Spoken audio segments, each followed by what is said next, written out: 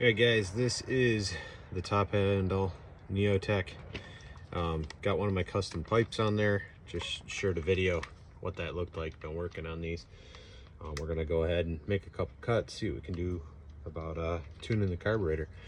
Gonna make these available real soon. Just want to get some more testing done before they are, so be sure to give me a like, hit follow, and drop a comment.